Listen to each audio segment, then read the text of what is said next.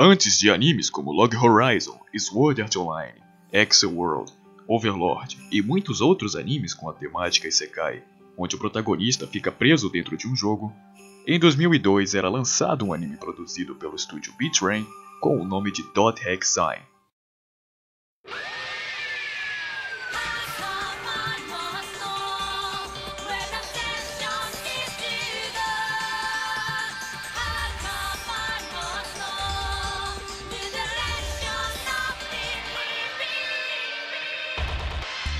Apesar de ter como base a franquia de JRPG da época do PS2, que leva o mesmo nome de Dot Hack, o anime Dot Hack Sign é uma história original e bem diferente do conteúdo apresentado nos jogos da franquia até então. O anime começa com o nosso protagonista, Tsukasa, acordando em uma dungeon sem saber onde está e o porquê de estar lá. Enquanto se recompõe, ele é abordado por uma garota que o pergunta do porquê ele está lá. Mas Tsukasa instantaneamente se teletransporta para outro lugar. Ao surgir em outro lugar, ele é novamente abordado, dessa vez por cavaleiros que dizem ter sido avisados que Tsukasa foi visto com um player com visual de gato que estava sendo procurado por infringir as regras do local. Ao não entender a situação e querendo ficar longe de problemas, Tsukasa novamente foge, dessa vez para uma cidade grande, cheia de players. É aí que o anime vai dando as explicações do que é de fato aquele lugar. O mundo apresentado se chama The World, que é o nome dado para o MMORPG mais jogado do mundo, no mundo onde a obra se passa.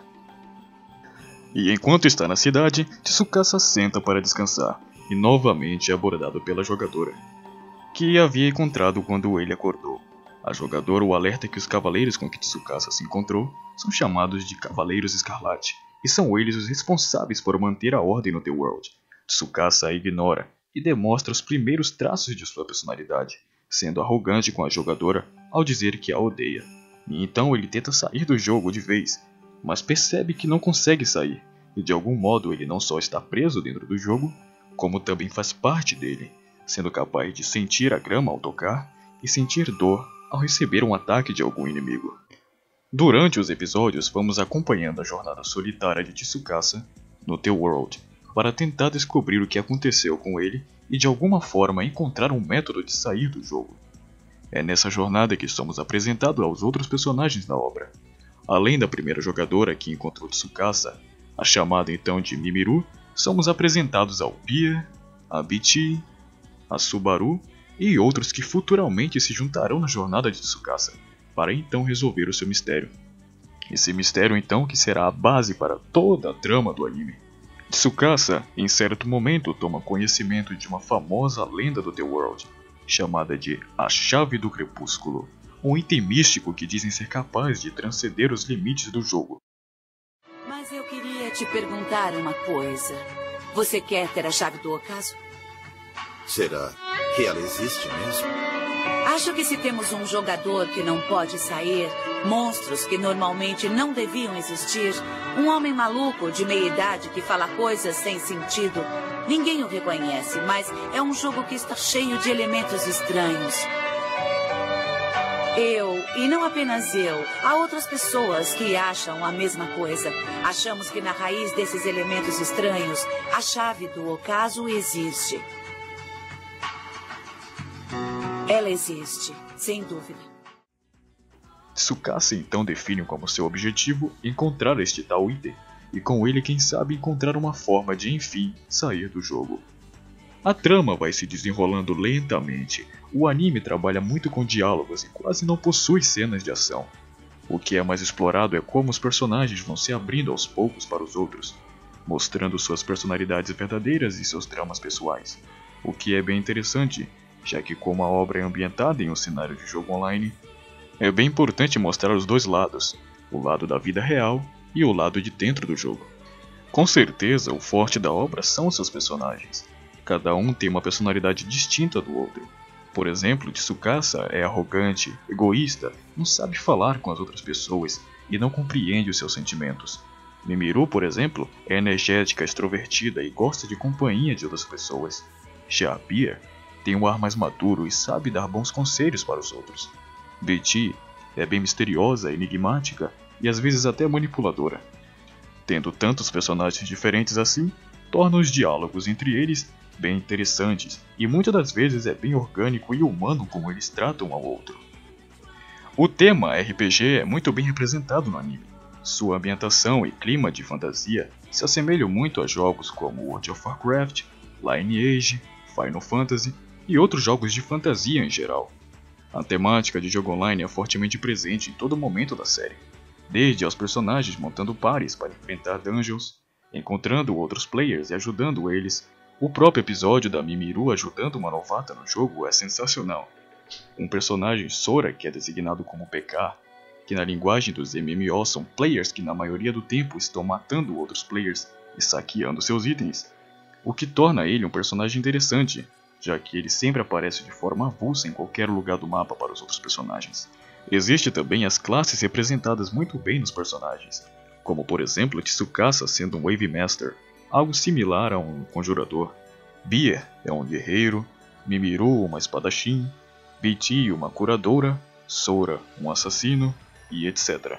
Também não poderia deixar de citar como é muito bem retratada a dificuldade de se jogar online, como é representada no arco de Subaru, por exemplo, a princesa guerreira, líder do clã dos Cavaleiros Carmesim. Ela mostra como é difícil ter toda a responsabilidade de administrar um clã com pessoas e opiniões diferentes da sua.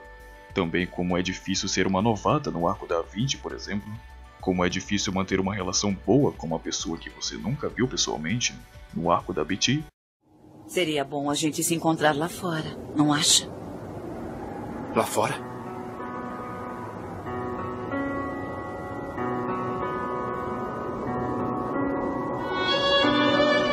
Eu tinha certeza de que em algum momento eu ia ter que dizer isso.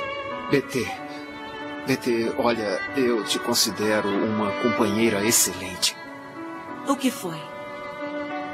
Mas não tenho nenhuma intenção de continuar essa relação fora daqui.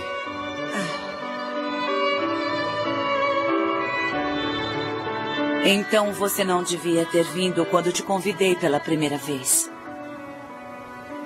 Tem razão. Mas quem quis marcar um encontro desconectado fui eu. Sinto muito se eu disse alguma coisa que você não gostou. E entre vários outros temas que a obra aborda, sua trilha sonora ajuda muito para montar um cenário de fantasia e RPG. Composta pela rainha das trilhas sonoras Yuki Kajiura, que além de fazer a trilha sonora, também foi produtora do anime. Toda essa temática muito bem representada torna o anime bem mais interessante de assistir, mas também deixa uma pauta para a profundidade da história contada fora do jogo. Ao decorrer dos episódios, tomamos conhecimento da vida dos personagens fora do The World, e é muito interessante como cada história contada reflete na personalidade dos personagens dentro do jogo. Um bom exemplo é do próprio Tsukasa, que durante o decorrer da série ele vai tendo flashbacks de sua infância sofrida e rodeada de bullying. Isso dá ao telespectador a oportunidade de interpretação para entender o protagonista, já que em quase nenhum momento da série ele se abre para alguém ou fala como está se sentindo. E a interpretação é algo bem recorrente na obra.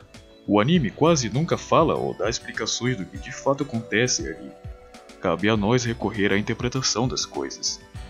Para muitas pessoas que jogam, os videogames podem ser uma forma de escapismo do mundo real. Afinal, o que poderia aliviar mais o estresse do que se tornar um herói em um mundo de fantasia, onde você mesmo controla e molda sua história? Parece muito mais divertido, não? Mas se alguém permanecer muito tempo no mundo virtual, você poderá se perder nele, sem nenhuma maneira de retornar ao mundo real.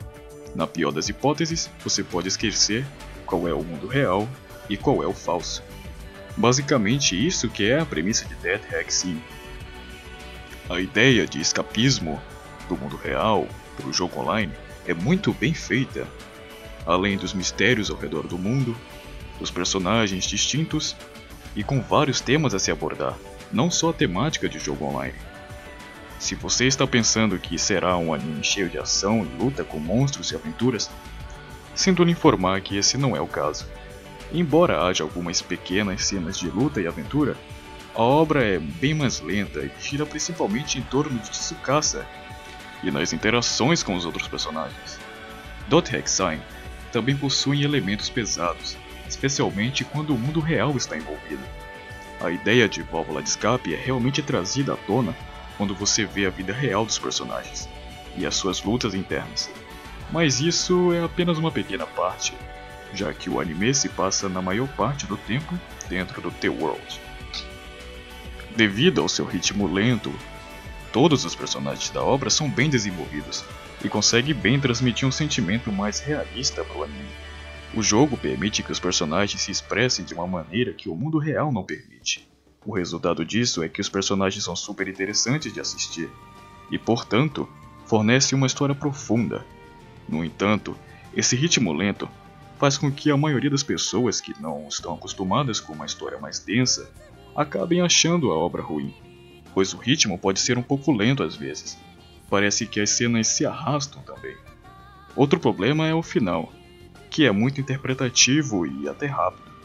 Não vou estragar nada, mas há uma certa razão para esse anime ter várias continuações. No geral, Death Hack Sign é uma história bem à frente do seu tempo. A história é bem consistente, os temas abordados são muito interessantes, os personagens são incríveis, sem dúvida a melhor parte do anime. A sua direção também é muito boa, e a produção é bem sólida.